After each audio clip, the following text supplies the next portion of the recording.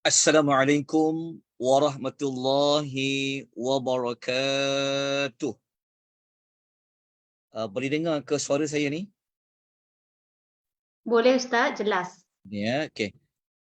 Alhamdulillahirabbil alamin wassalatu wassalamu ala asyrafil anbiya'i wal mursalin wa ala alihi wa sahbihi ajma'in. Allahumma salli wa sallim ala nabiyyina Muhammad wa ala alihi wa sahbihi wa man tabi'ahum bi ihsanin ila yaumiddin, amma ba'd.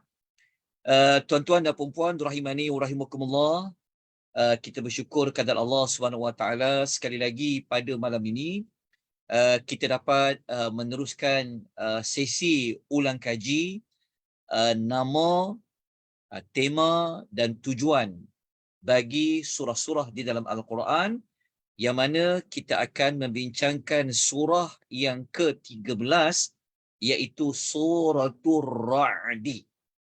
Okey, surah Ar-Ra'di. Ar-Ra'du adalah guruh. Kenapa surah ini dipilih, diletakkan tentang guruh, sedangkan surah ini ada juga melibatkan hujan, ada juga melibatkan kilat, petir. Tetapi kenapa Allah memilih guruh untuk diletakkan pada nama surah? Tentu ada sesuatu pada guruh itu yang Allah ingin kita mengambil teladan. Apa teladannya? InsyaAllah kita akan sebutkan nanti sepanjang kita membuat sesi ulang kaji. Okay.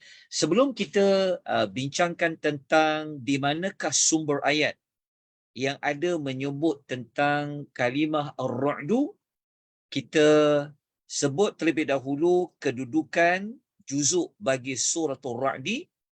Ia berada pada juzuk yang ke-13. Juzuk yang ke-13 yang terdiri daripada 3 surah. Surah Yusuf juga ayatnya ada bersama duduk yang juzuk 13, begitu juga surah Ibrahim. Okey. Maknanya kesemua ayat dalam suratul Ra'di dia berada pada juzuk yang ke-13. Jadi juzuk 13 ni nak membawa kita kepada memahami mesej apa. Baik. Tuan-tuan dan puan-puan rahimani wa rahimakumullah, sahabat-sahabat, saudara dan saudari rahimani wa rahimakumullah. Okey. Surah Ar-Ra'di ni kenapa dia dipilih dengan nama Ar-Ra'di, dengan nama Ar-Ra'du guruh? Kata para ulama, satu-satunya surah yang ada menyebut tentang ketundukan, kepatuhan guruh ini kepada Allah adalah dalam surah Ar-Ra'di. Okey. Namun begitu, perkataan Ar-Ra'du guruh, tuan-tuan sebenarnya telah pun jumpa sewaktu membaca suratul Baqarah pada ayat nombor 19. Pada ayat 19 suratul Baqarah, tuan-tuan sudah pun menemukan perkataan Ar-Ra'du. Tetapi ayat 19 surah Al-Baqarah tidak menyebutkan perihal Ar-Ra'du itu apa yang dia buat kepada Allah. Cuma Allah jadikan Ar-Ra'du itu sebagai perumpamaan kepada orang-orang munafik. Allah letakkan Ar-Ra'du dalam membuat perumpamaan berkenaan dengan orang munafik. Maka tuan-tuan kena kembali merujuk ayat yang ke-19 tentang Ar-Ra'du. Namun begitu, dalam surah Ar-Ra'du ini Allah menyebutkan tentang Ar-Ra'du itu sebenarnya mereka takut pada Allah. Mereka tunduk kepada Allah. Ada berkaitan tak dengan surah Yusuf dengan surah Hud? Ada berkaitan dia. InsyaAllah nanti di penghujung pengisian kita cuba melihat perkaitan antara Ar-Ra'du dengan surah Yusuf. Baik, tuan-tuan dan puan-puan rahimani wa rahimakumullah, kita kena melihat ayat yang ada menyebut perkataan Ar-Ra'du, kita kena pergi pada ayat yang ke-13. Sebab itu tuan-tuan, inilah di antara kelebihan belajar nama surah. Jadi kita kena terus pergi kepada ayat yang ada menyebut tentang nama surah. Pada ayat itu, dia dapat memberikan kita gambaran awal. Dia memberikan isyarat kepada kita sebenarnya surah tu nak bincang tentang apa. Sebab itu dipilih nama surah. Dia Allah Ta'ala tidaklah nama surah itu diletakkan tanpa ada sebab. Mesti ada sebab. Mesti ada hikmah dia. Mesti ada mesej yang disampaikan.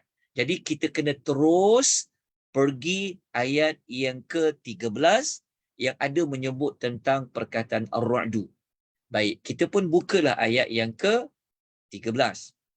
Okey, ayat yang ke-13, Allah Subhanahu wa taala cerita kepada kita bahawa Ar-Ra'du ini dia buat apa?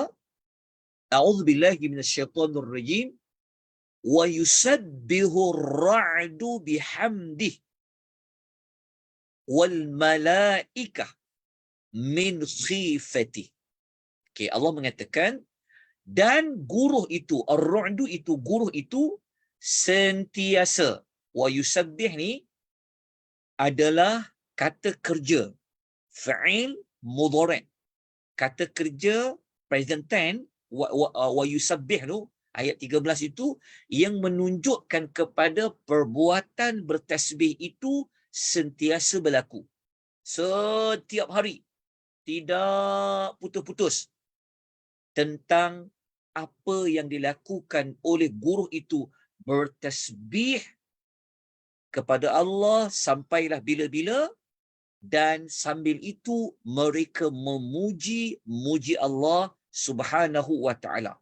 Tuan-tuan, guru yang bunyinya sangat kuat tu, rupa-rupanya guru itu sentiasa mensucikan Allah daripada sebarang kekurangan, kelemahan. Guru itu kenal Allah, kenal pencipta dia. Maka mereka mengagungkan Allah, menyucikan Allah, membesarkan Allah. Bukan sekejap, tetapi forever and ever. Bukan sekadar menyucikan Allah, mereka memuji Allah. Maknanya guru itu dia kenal Allah. Bukan guru saja, termasuklah para malaikat memuji Allah. Kenapa? Min khifatihi, kerana takut kepada Allah. Rupa-rupanya guru berbunyi dengan kuat tu, rupa-rupanya itu tandanya mereka bertasbih. Mereka memuji Allah. Mereka takut kepada Allah. Okay, itu justifikasi kepada apa yang ada pada Ar-Ra'du tu. Kita dah dapat dah gambaran awal dia, iaitu guru dia sentiasa memuji Allah, bertasbih kepada Allah. Kerana apa? Mereka kenal Allah, mereka takut kepada Allah. Okey, apa berkaitan apa tujuan surah Ar-Ra'du? Sekejap kita akan sebut, kita kena bincangkan dulu tentang Ar-Ra'du tu. Kerana daripada kisah Ar-Ra'du tu, dia akan memberikan kita berkaitan dengan maksud dan tujuan surah yang kita akan kongsikan sebentar lagi. Okey, moga-moga jelas tentang Ar-Ra'du ini, tapi kita kena ulas lagi. Kerana belum tamat lagi perihal Ar-Ra'du tu. Yang kita dapat tahu setakat ni, Ar-Ra'du tu rupa-rupanya mereka sentiasa bertasbih memuji Allah. Okey. Ar-Ra'du ini, kalau kita lihat ciri-ciri Ar-Ra'du, okey, Ar-Ra'du ini sebenarnya dia membawa dua watak. Bukan dua watak. Maksudnya guruh ni, daripada kes guruh itu, isu guruh tadi tu, dia sebenarnya membawa dua situasi yang berbeza. Apa dua situasi yang berbeza tu? Okey, yang pertama, ciri guruh yang pertama, kita Kalau dengar bunyi guruh, takut tak? Takut. Sebab guruh bunyinya kuat. Dia berbeza dengan kilat lah. Kilat ni kita nampaklah cahaya dia, tapi dia tak keluarkan bunyi. Tetapi guruh ni, jauh lagi kita dah dengar bunyi dia yang kuat. Jadi, apa yang kita nampak pada guruh itu, macam, takutnya, orang takut kepada guruh. Sudut pertama, orang nampak guruh ni takut. Tapi, yang kita dekat dengan guruh tu, rupa-rupanya guruh ini, dia membawa berita gembira, memberikan kita harapan yang tinggi kerana hujan nak turun. Faham tak maksudnya? Maksudnya guruh ni dia membawa dua sudut yang berbeza, dua sudut yang berlawanan. Mula-mula manusia takut dengan guruh. Kita dulu kalau kecil-kecil dengar bunyi guruh takut, lari, tutup telinga sebab takut dengan guruh. Kan? Tetapi dalam masa yang sama, kita dekat dengan guruh, kita suka dengan guruh. Sebab apa? Sebab dia memberikan berita gembira hujan nak turun. Nampak tak? Dua sudut berlawanan kan? Sebab itu kata para ulama, guruh ni dia membawa dua perasaan yang berbeza bagi manusia. Kita khauf, kita takut. Dalam masa sama, kita tamak, kita harap. Nampak tak? Dua yang berbeza. Okey, tuan-tuan kena ambil perhatian dekat ulasan ni.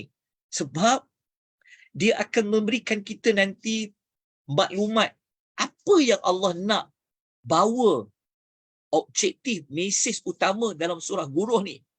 Okey, jadi kita kena ambil watak guruh tu. Sebab itulah menjadi nama surah. Okey. Sudut yang kedua, ciri guruh yang kedua ni, okey ya. Kita tengok ya. Ciri guruh yang kedua, apa yang kita nampak dari sudut luaran. Luaran tu bunyi dia tu, yang kita nampak jelas, guruh tu bunyi je macam nampak guruh ni takut kepada Allah. Buat bunyi dia tu kan. Sebab kita ambil ayat tadi bertasbih tadi tu. Okey.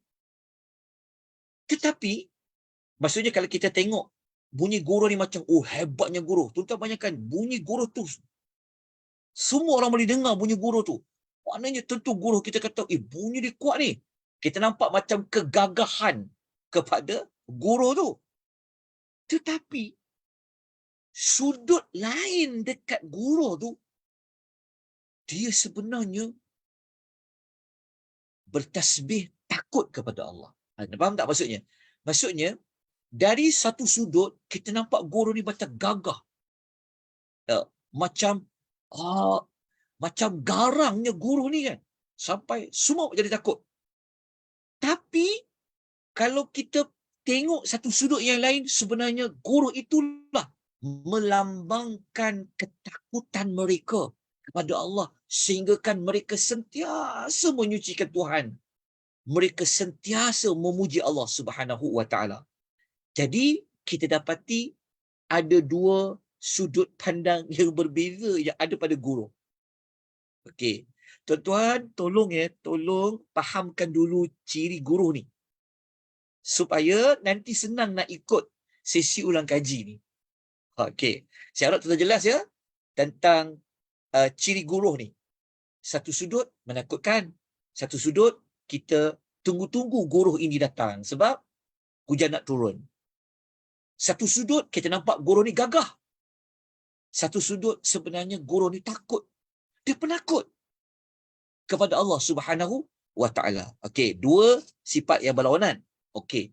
Menariknya surah guruh ni, menariknya surah guruh ni, kalau tuan-tuan baca ayat-ayat saya akan sebutkan kejap lagi, Allah ketika mana nak membawa, Allah Ta'ala ketika cerita tentang kehebatan dia dalam banyak-banyak makhluk yang Allah ciptakan, satu adalah guruh tu, Allah Ta'ala bawakan ayat-ayat dalam surah guruh, dia berbentuk berlawanan. Bentuk berlawanan ni maksudnya apa? Macam tadi kan, kalau takut, lawan dia gembira. Betul tak? Sifat penakut, sifat gagah, lawannya sifat macam penakut. Itu pada guruh. Tetapi tuan-tuan, dalam surah Guruh ni, Allah datangkan ayat, dia punya style ayat dia tu, Allah datangkan berbentuk berlawanan. Macam watak Guruh tu. Okay, saya tunjukkan contoh kepada tuan-tuan dan puan-puan ya. Perhatikan baik-baik. Okey. Kalau kita muka ayat nombor 3 surah Guruh, kita akan jumpa Allah Ta'ala sebut makhluk Allah ni, dia berlawanan sifat. Contohnya ayat 3 Allah sebut tentang al-lail, malam. Malam lawan dia apa? Siang. Sebab tu ada nahar. Tengok Allah bawa dua makhluk dia yang berlawanan. Malam lawannya siang. Ayat 3. Kita baca ayat 4, Allah sebut dua sifat yang berlawanan bagi pokok kurma. Allah kata sinwan wa ghairu sinwan. Kita kena tengok ayat nombor 4. Allah kata ada pokok kurma ni yang dia bercabang, ada yang tak bercabang. Okey, kenapa Allah nak bawa dua perkara berlawanan? Inilah yang Allah nak kaitkan tentang Guruh tadi tu. Tengok cantiknya, bijaksananya Allah di dalam mengungkapkan ayat itu. Dia selari dengan nama surah tu. Okey, tuan-tuan ikut sampai habis, nanti kita akan dapat tujuan bagi surah Ar-Ra'd ni. Okey. Kemudian, kekuasaan Allah ni juga, Allah Ta'ala sebut baik, buruk, lawannya baik. Ayat nombor 6. Allah disebut, bisayyi'ah qabla al-hasanah. Buruk, lawannya baik. Allah sebut dua perkara berlawanan ni. Dia berpasangan ni. Okey, ayat nombor 8. Allah Ta'ala kata apa? وَمَا تَغِيدُ الْأَرْحَمْ وَمَا تَزْدَدْ. Ayat nombor 8, kita kena buka dalam surah Guruh tu, Allah sebut, ada kandungan dalam rahim ni, dalam rahim ibu ni, Allah je yang tahu, ada kandungan dia tak sempurna. Tak cukup sifat dia. Dan Allah Ta'ala kata, ada dalam kandungan itu cukup sifatnya, bahkan ada yang kembar pula. Tengok Allah sebut dua sifat yang berlawanan. Berpasangan. Itu ayat nombor 8. Tak cukup dengan tu, Allah ni hebat. Hebatnya Allah Ta'ala ni, Allah Ta'ala sebut, Allah ni, ayat nombor 9, Allah Ta'ala ni alimul ghaib. Dia mengetahui perkara yang ghaib. Wasyahadah. Allah mengetahui perkara yang nyata. Dua berlawanan tu tau. Yang ghaib, alam perkara ghaib, lawan yang nyata. Okey, Allah juga yang hebat. Dia tahu dua-dua perkara tu. Dua keadaan berbeza. Okey, ayat nombor 10, Allah Ta'ala sebut, man asarral qawla wa man jahara bihi. Allah Ta'ala kata, Allah ni tahu siapa yang cakap dengan suara yang perlahan, suara yang berbisik-bisik, rahsia-rahsia, Allah Ta'ala tahu, dan siapa yang menyebut secara jahar pun Allah Ta'ala tahu. Tapi kenapa Allah nak menyebut dia dalam bentuk cakap perlahan, lawannya cakap kuat? Okey, Allah tahu dua-dua keadaan. Lepas tu ayat 10 lagi Allah Ta'ala kata apa? Mustakhfim bil-lail wa tharibu bin-nahar. Yang berjalan dalam kegelapan malam dan yang berjalan dalam waktu yang terang siang. Pun Allah Ta'ala tahu. Okey, ayat 10. Tak habis lagi. Allah Ta'ala tunjukkan lagi kekuasaan dia dalam menciptakan sesuatu itu berlawanan. Tuhan boleh buat, Tuhan boleh tahu. Pusinglah macam mana keadaan pun Tuhan boleh buat. Okey, kita tengok ayat yang satu lagi. Tengok ya, pada ayat yang ke-11. Ya, Allah Ta'ala kata apa? Allah Ta'ala ni dia tahu min baini yadi wa min khalfihi. Tuhan kata tahu apa yang ke depan, apa yang ke belakang. Tuhan sebut depan, belakang. Kita tahu pasangan depan, belakang. Okey, Allah Ta'ala sebut. Okey, ayat nombor 12, Tuhan kata khaufan wa tama'ah. Takut dan harap. Dua sifat yang berlawanan. Ayat 16, Tuhan kata apa? Naf'a wala dharra. Ada manfaat, lawan manfaat, ada mudarat. Tengok, cantik Allah mengungkapkan tentang kekuasaan dia. Disebut berpasangan. Nampak? Okey, ayat 16 tak cukup lagi. Kita tambah lagi ayat. Tuhan kata ayat nombor 16, al-a'ma wal basir. Ada orang yang buta, ada yang boleh melihat. Tengok, orang yang buta lawannya orang boleh melihat. Allah sebut berpasangan juga. Ayat nombor 16 juga Allah Taala kata apa? Az-zulumatu wan-nur. Kegelapan dan cahaya. Gelap lawannya cahaya. Berpasangan juga Allah sebut ni. Ayat 17 Tuhan kata apa? Al-haqqa wal batil. Perkara yang benar dan perkara yang batil. Benar lawannya batil pun Allah sebutkan secara berpasangan yang merujuk kepada berlawanan. Kenapa Tuhan nak sebut contoh-contoh itu berpasangan? Berlawanan, dua sudut yang berbeza. Dia Allah, dia Tuhan yang berkuasa. Ada berkaitan tak ungkapan ayat-ayat itu dengan cerita tentang guruh tadi tu? Guruh. Betul tak? Kita ada masa kita takut dekat guruh tu sebab punya dia kuat. Tapi ada masa kita tunggu-tunggu guruh itu. Sebab hujan tadi. Guruh ni nampak satu sudut dia gagah. Tapi sudut yang lain, tak, guruh ni penakut kepada Allah Subhanahu wa taala. Nampak?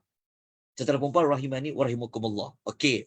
Maksud dia, daripada watak guruh ni, kita boleh kata di sebalik sesuatu ada sesuatu. Okey.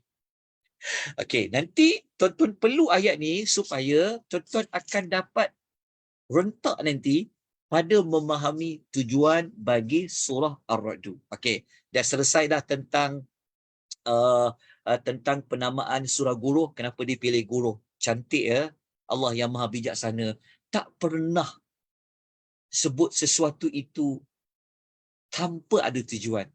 Jadi rezeki kita, Allah bagi kita belajar tentang nama surah. Tapi belum selesai lagi. Sebab kita belum bincangkan lagi tentang tujuan suratul Ra'd. Okey. Tujuan suratul Ra'd, maqsad surah dia, kata Dr. Ali Hassan, dia kata tujuan suratul Ra'd ini sebenarnya Allah Ta'ala nak tunjukkan, Allah Ta'ala nak paparkan kekuasaan Allah Subhanahu wa Ta'ala. Jadi surah Ar-Ra'd ni kita ingat je, surah yang Allah nak memaparkan bahawa dia berkuasa. Kekuasaan Tuhan ini boleh dilihat pada guruh tu, pada watak guruh tu.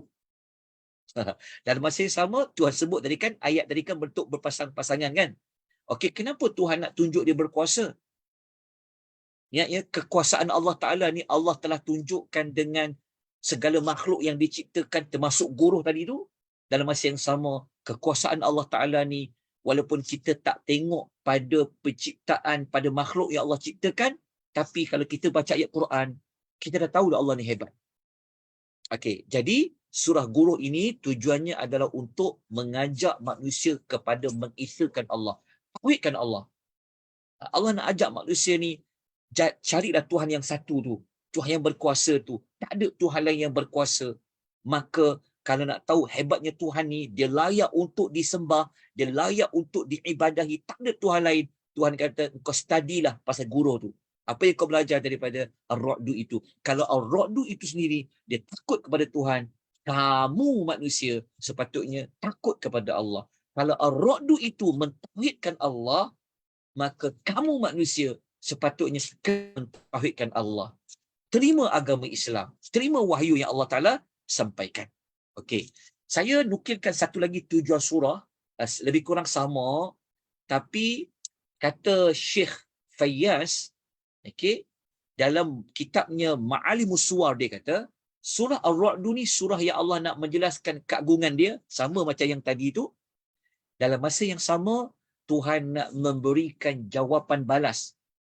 Okey, dia macam surah Ar-Ra'd ni surah yang menakut-nakutkan, memberi amaran kepada siapa-siapa yang tolak wahyu Quran, yang tak menerima mana-mana nabi. Contohnya kalau ada orang tolak wahyu Quran, dia tolak pangkat kerasulan Nabi Muhammad, Dia menolak kewujudan hari kiamat, hampa jaga. Allah Ta'ala memberikan amaran. Seolah Tuhan nak kata apa? Engkau dengan guru pun takut bunyi dia, tapi kau tak takut kepada Tuhan. Kau tak percaya Tuhan tu hebat. Sedangkan guru itu sendiri, dia beriman kepada Allah Subhanahu wa Ta'ala. Okey, tuan-tuan jelas? Okey. Tuan-tuan nampak tak perkaitan antara nama surah itu dengan tujuan surah Ar-Ra'du? Dia ada perkaitan. Okey. Kemudian tuan-tuan, saya nak tunjukkan kepada tuan-tuan tema surah Ar-Ra'du ni. Saya nak tunjukkan tema dia kerana membantu juga untuk kita faham dengan lebih terperinci surah Ar-Ra'd ni. Okey, tema yang dikemukakan oleh Syekh Adil dalam buku Awalul Marrah mengatakan tema bagi surah Ar-Ra'd ni adalah dari sudut apa tau? Kejap ya, kalau kitab dia tu dia kata dia sebut dalam bahasa Arab dia. Okey, dia kata quwwatul haqq, kekuatan perkara yang benar, perkara yang hak. Maksudnya Syekh Adil nak kata tema utama surah Ar-Ra'd ni Allah nak menunjukkan kuatnya, hebatnya kebenaran ni. Maksudnya kuatnya, hebatnya wahyu Quran tu. Kuatnya, hebatnya Nabi SAW yang diutuskan menjadi Rasul. Maksudnya Allah Ta'ala nak kata hebatnya Islam ni, kuatnya Islam ni, tingginya Islam ini. Okey. Jadi nak bagi orang ini masuk Islam, nak bagi orang merasa kehebatan Islam, maka dikaitkan dengan kehebatan kekuasaan Allah yang telah menciptakan makhluk-makhluk tu secara berpasangan, berlawanan, ada pada guru tadi tu. Dalam masa yang sama, Allah Ta'ala nak menyebut bahawa Islam itu adalah agama yang dibawa oleh Allah, yang disyariatkan oleh Allah Subhanahu wa Ta'ala. Sepatutnya mereka kena terima Islam itu, kerana Islam itu hebat, Islam itu benar, Islam itu nampak dia punya keistimewaannya. Tetapi orang kafir musyrikin masih lagi tidak terkesan kepada kehebatan Allah Ta'ala itu, walaupun Allah Ta'ala dah tunjukkan kekuasaan dia, kehebatannya pada Ar-Ra'du tu. Okey, tuan-tuan, untuk kukuhkan lagi maklumat ini, saya nak tunjukkan ada satu perumpamaan yang Allah letak dekat dalam surah Ar-Ra'd ni. Tuan-tuan kena tengok ayat nombor 17. Okey, tengok ayat nombor 17. Yang ayat ni bantu lagi kita untuk faham lagi tentang perkara yang berlawanan yang kita nampak pada guru tadi. Okey, perumpamaan ni saya tak bacakan ayatnya sebab kita nak jimatkan waktu, tapi tuan-tuan tolong baca. Tapi saya terangkan sikitlah. Okey, ada satu perumpamaan yang Allah nak buat perumpamaan kehebatan Islam dengan kelemahan yang bukan Islam. Maksudnya Tuhan nak kata orang memilih kebenaran ni, orang yang memilih perkara hak ini, dia akan nampak kehebatan dia. Tapi kalau orang memilih perkara yang batil, sebenarnya akan membawa kepada kekalahan, akan membawa kepada kerendahan. Okey. Namun begitu, Islam ni orang tak nampak dia hebat. Betul. Orang tak nampak dia ini benar. Yang orang nampak, yang hebat itu yang kita nampak pada luaran dia. Kan? Orang mungkin nampak kepada jumlah pengikut dia, mungkin orang nampak perkara yang benar ni pada harta kekayaan dia. Sebab masa zaman Nabi kita tahu, ketika mana peristiwa di zaman Nabi SAW, orang ikut Nabi ni bukan orang yang kaya raya. orang yang biasa-biasa je. Orang yang miskin, orang yang tak ada pangkat. Jadi mungkin ada orang dia tengok apa ni Muhammad, apa ni Islam. Tu tak ingat tak kita ada sebutkan cerita dalam surah apa? Dalam surah Hud. Kan kita cerita pagi tadi. Kan surah Hud kan, ingat tak? Yang mana ada pada zaman Nabi Nuh, mereka kata apa? Mereka kata kat Nabi Nuh kan, apalah kau ni Nuh? Kan kau punya follower kau pun bukan orang yang ada pengaruh, bukan selebriti, bukan influencer. Nampak tak? Itulah Islam dulu. Yang ikut Nabi orang miskin, orang tak ada harta, orang tak sebut-sebut namanya, yang orang yang tak masyhur. Tapi walaupun dia tak masyhur, walaupun tak nampak dia tu hebat, di sebaliknya mereka itu hebat. Itulah Allah nak bawa berkaitan dengan guru tadi. Engkau nampak dekat luar guru tu macam gagah kan? Tapi pada hakikatnya kau tak tahu guru itu takut kepada Tuhan. Okey, nampak tak berkaitan dia? Jadi perumpamaan ayat nombor 17 ni tuan-tuan, Allah bawa perumpamaan apa? Sebenarnya Allah nak bawa perumpamaan dua perkara.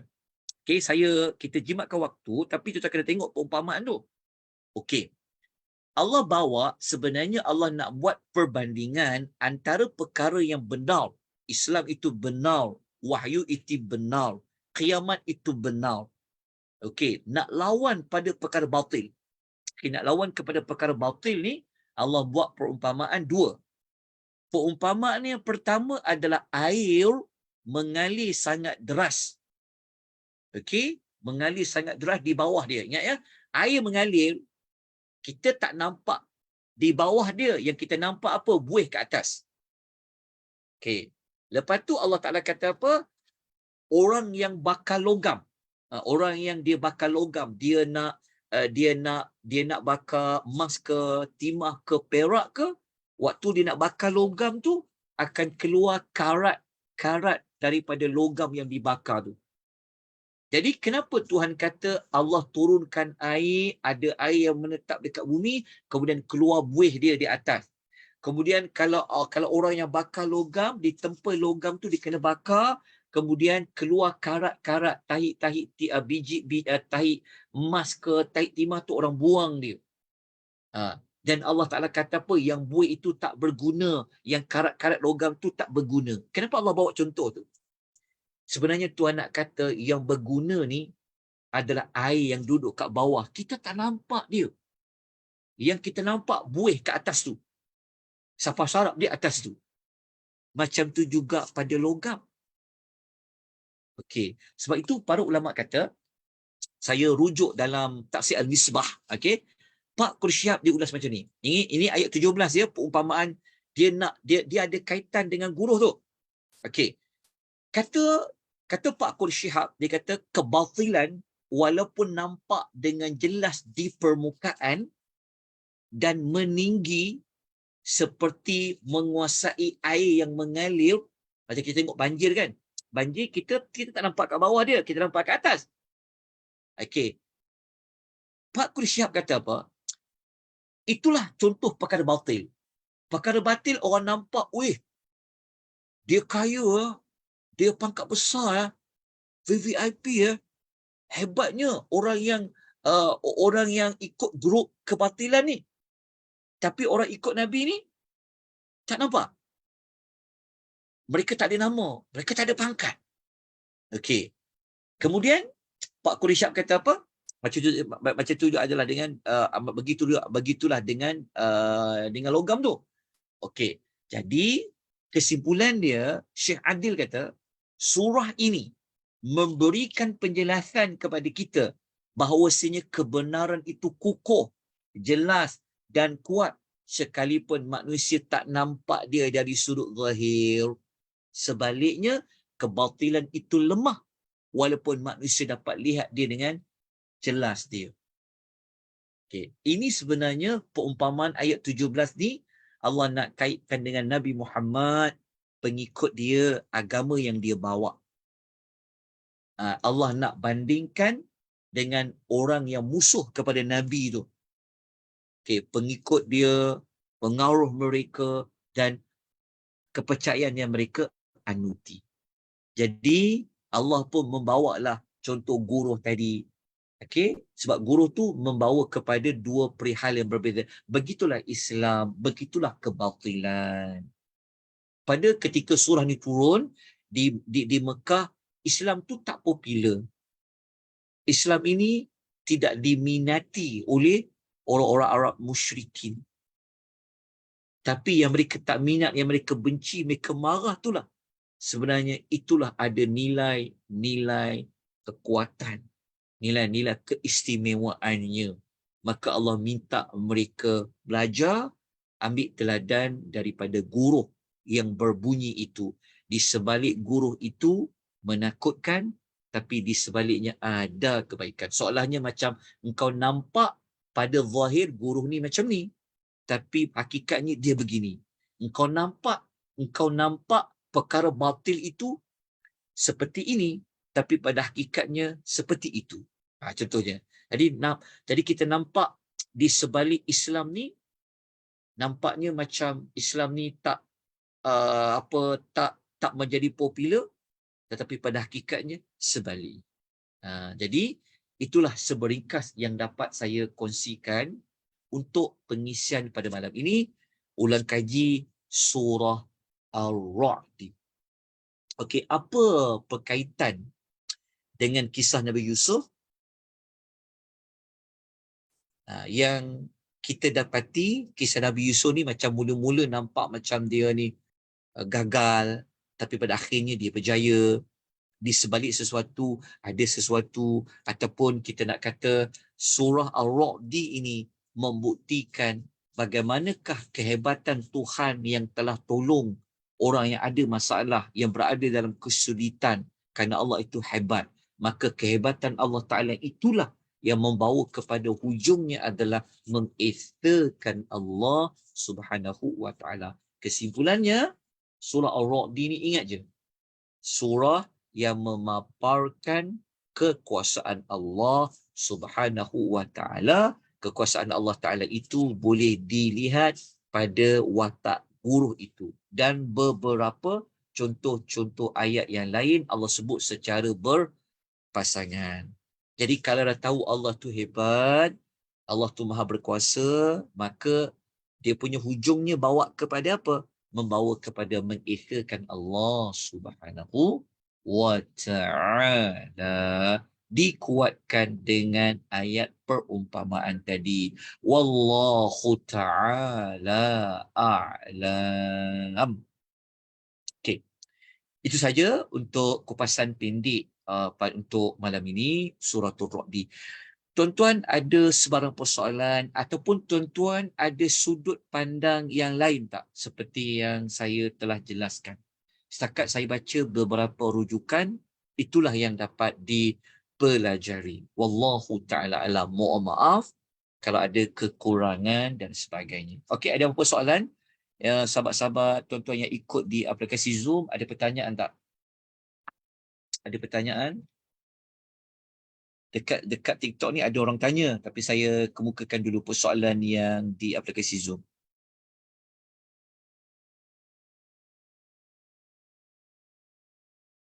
Adakah ke tak ada?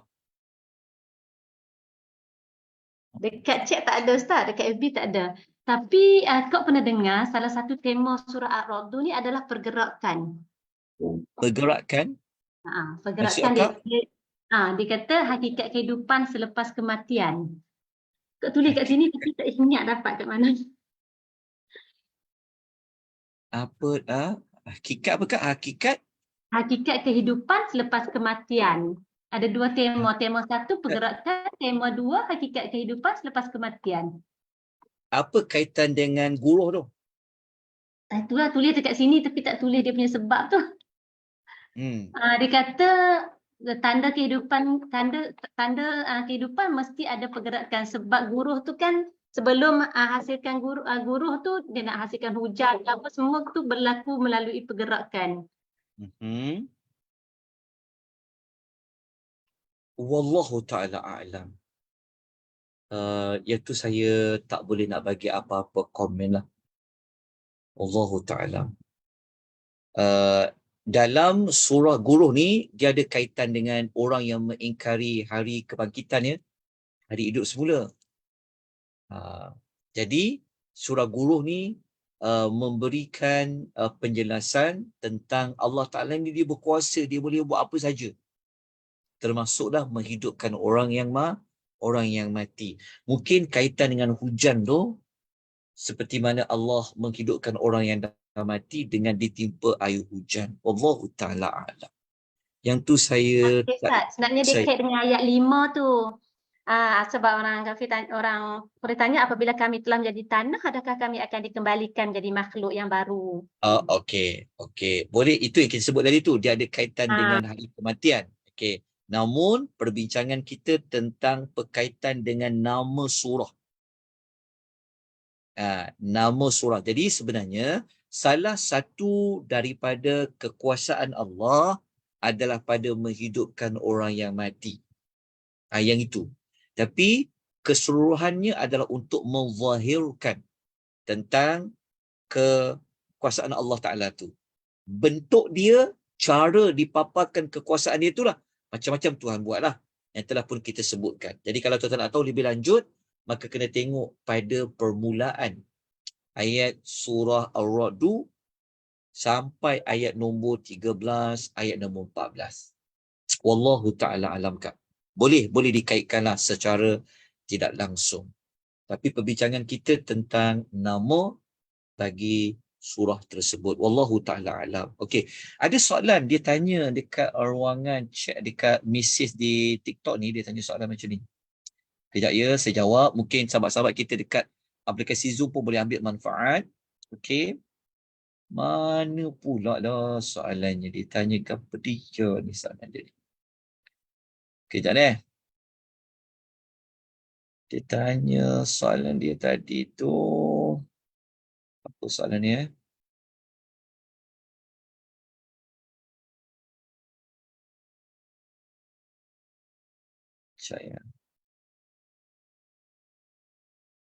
Saya soalan dia, ada kehidupan, ada kematian. Okey, benar, memang benar. Maaf, topik lain Ustaz. Dia tanya, Ustaz, surah Ar-Ra'd ni betul ke memudahkan keluar roh bagi orang yang sakit? Memudahkan roh bagi orang yang sakit. Wallahu ta'ala a'lam. Kalau surah yang mengikut pengalaman lah, mengikut pengalaman para ulama, surah yang memudahkan untuk orang yang sakit supaya dia mati, antaranya adalah surah Yasin. Surah Yasin. Tapi surah Ar-Ra'd ni saya wallahu ta'ala alam tak pernah dengar jugalah. Tapi secara umum secara umum semua ayat-ayat Al-Quran adalah penawar, syifa. Tapi adakah sesuai dibaca untuk memudahkan roh keluar daripada badan? Wallahu ta'ala a'lam. Itu saya tidak ada ilmu. So saya tak nak jawab. Wallahu ta'ala a'lam. Allah lebih mengetahui. Okey, tuan-tuan dan puan-puan rahimani wa rahimakumullah, kita dah masuk jam 10 malam. Tadi kita mula pada pukul 9 suku. Esok insya-Allah kita bertemu sekali lagi pukul 8 pagi. Kita akan bincangkan pula surah Ibrahim. Kita akan bincangkan surah yang ke-14, surah Ibrahim. InsyaAllah. Baik, kalau tak ada soalan, kita berhenti dengan kadar ini. Semoga dapat manfaat. Semoga kita dapat memasuki juzuk yang ke-13 ini dengan dapat meningkatkan rasa takut kita kepada Allah seperti mana ketakutan guru itu kepada Allah. Apabila kita masuk juzuk yang ke-13 ini, membawa kita kepada mengingati kebesaran Allah, meningkatkan lagi rasa keimanan kita kepada Allah, meningkatkan lagi rasa ketakwaan kita kepada Allah Subhanahu wa ta'ala. Semoga Allah memberkati kita semua. Semoga Allah memberikan rahmat kepada kita semua dengan kita memahami ayat-ayat Allah Subhanahu wa taala. Kita sudahi dengan tasbih kafarah dan suratul Asr. Subhanakallahumma wa bihamdika asyhadu an la ilaha illa anta astaghfiruka wa atubu ilaik. Wal 'asr, demi masa, innal insana lafi khusr, sesungguhnya manusia itu benar-benar berada di dalam kerugian. Manusia yang tak rugi ilal ladzina amanu adalah orang yang telah beriman, wa 'amilus salihat, dia buat juga amal-amal soleh, dan mereka ini juga watawasau bil haq, berpesan-pesan kepada kebenaran, watawasau bis sabr, manusia yang berpesan-pesan kepada kesabaran. Kita bertemu lagi perbincangan sesi ulang kaji kita esok pagi insya-Allah jam 8. Kita bersiaran melalui 3 saluran, melalui aplikasi Zoom, dan juga FB page Malaysian Tadabbur Academy, dan juga melalui aplikasi TikTok di bawah nama Akademi Tadabbur Malaysia. Aqulu qouli hadza wa astaghfirullahal azim wa billahi taufiq. Wassalamualaikum warahmatullahi wabarakatuh. Selamat malam. Waalaikumsalam Ustaz. Jazakallah Terima khairan, kasih. Ustaz. Barakallahu Antum fiik. fajazakumullahu khairan.